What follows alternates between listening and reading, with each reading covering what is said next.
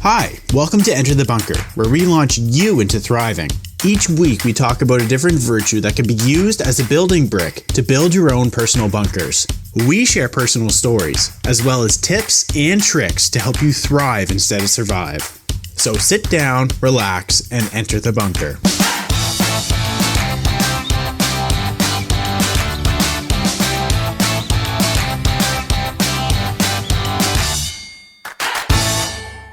Hello, and welcome to Enter the Bunkers, part 2 of Tolerance. That's this week's building brick. My name's Kelly. And I'm Jonathan.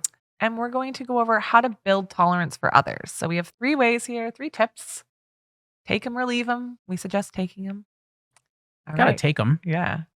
That's what I mean. We suggest, but we can't force you. But if you want to build that building brick and make this better and part of building brick for your life, right? There will be no tolerance of not following this. That's a good one. Okay. So the first one is develop curiosity. The second one, view things from a different perspective. And 3, practice respect. That's my curiosity sound. Okay. Develop curiosity. A lot of the times we aren't tolerant of people or things because we do not understand them. Open your mind and heart and be willing to learn about other cultures and people and practices and beliefs. Our similarities are often outweigh our differences by a vast margin, and only by seeking to understand this can we really practice tolerance and bring out more understanding in the world. 100%. Curiosity killed the cat. Yeah. I don't like that saying. Well, yeah, because it suggests the idea that you shouldn't be curious. Yeah. It's meant to deter you from being curious. Yeah. When curiosity is what's human. And it's also very important. And it's what builds tolerance, which makes the world a better place. So Exactly. Yeah. So what's interesting is like what similarities outweigh our differences.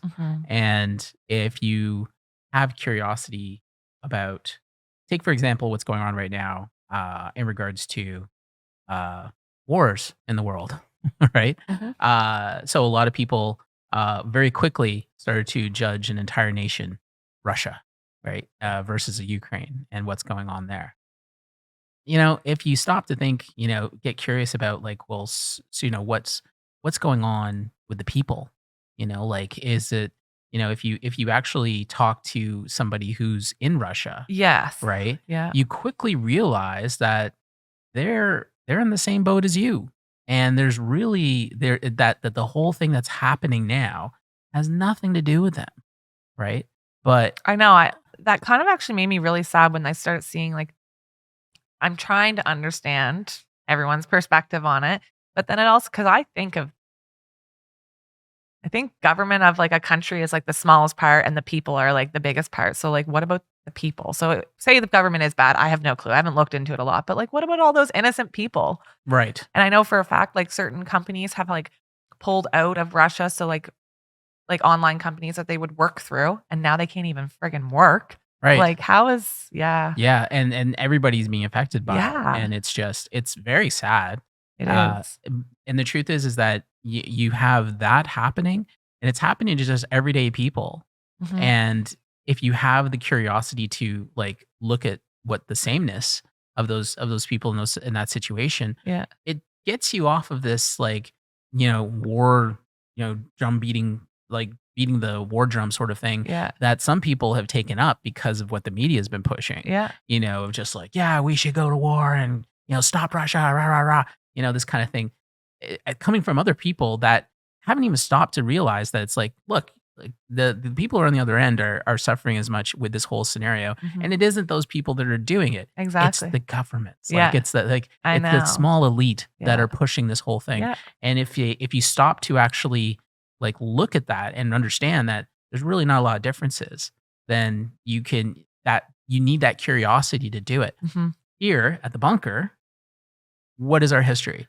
We were born out of the Cold War. We sure right? were. And Yeah. what was the Cold War? It was like USA versus USSR, which is almost the same as what's happening now, right? Yeah. And what's interesting though is when you look at history and you see what they did on both sides, you realize that they were just like two sides of the same coin. Like they were like you had the Russian like you had the USSR government just spewing all kinds of propaganda about Americans, and then you had Americans Doing the spewing all same kinds of thing. propaganda about the USSR, Yeah. right?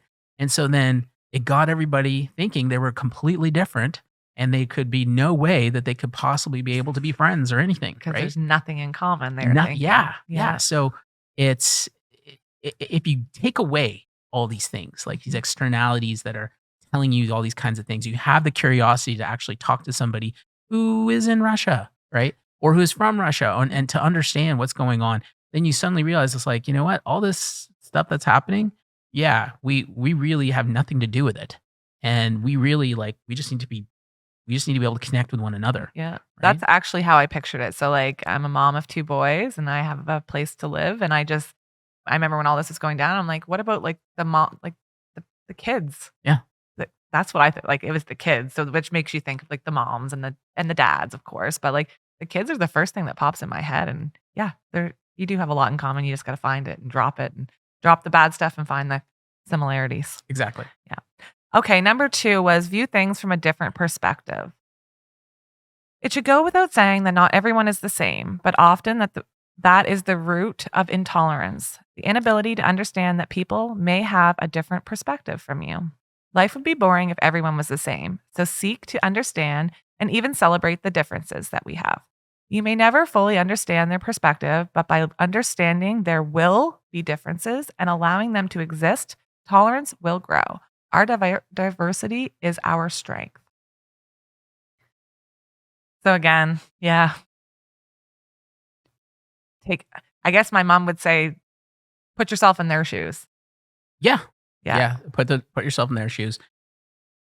Diversity is something that is, that's even been politicized. But the truth is that it's in our differences that we are able to find strength, right? Yeah. Because everything's the same, then everything has the same weakness, Mhm. right? And then it becomes more susceptible to breaking. Right. So if we have diversity, then we're able to learn from that more, and we're able to have more strength.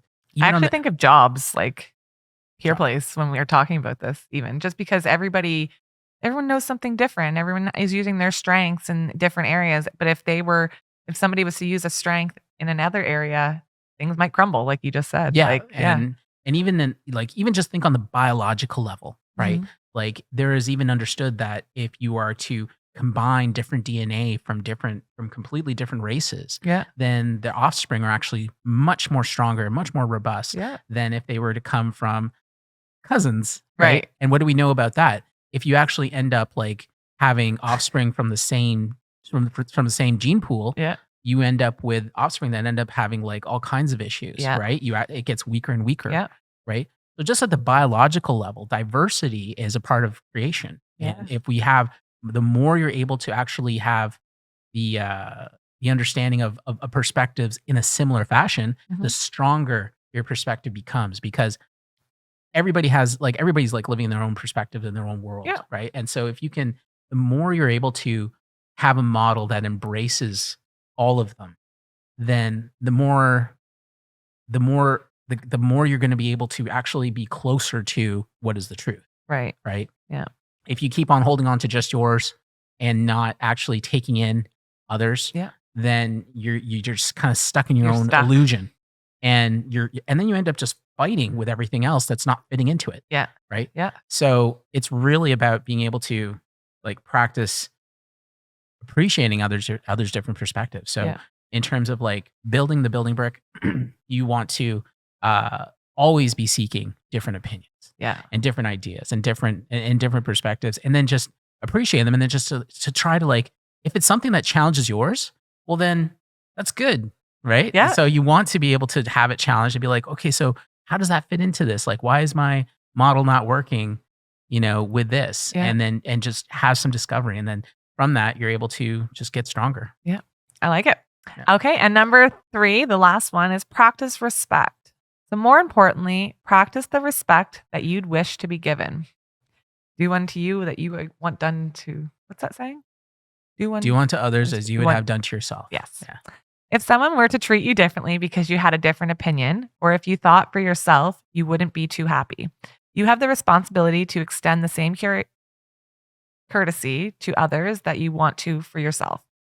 A quote often misattributed to Voltaire was actually Evelyn Beatrice Hall in what was intended to represent a summary of Voltaire's beliefs was, I may disapprove of what you say, but I will defend to the death your right to say it.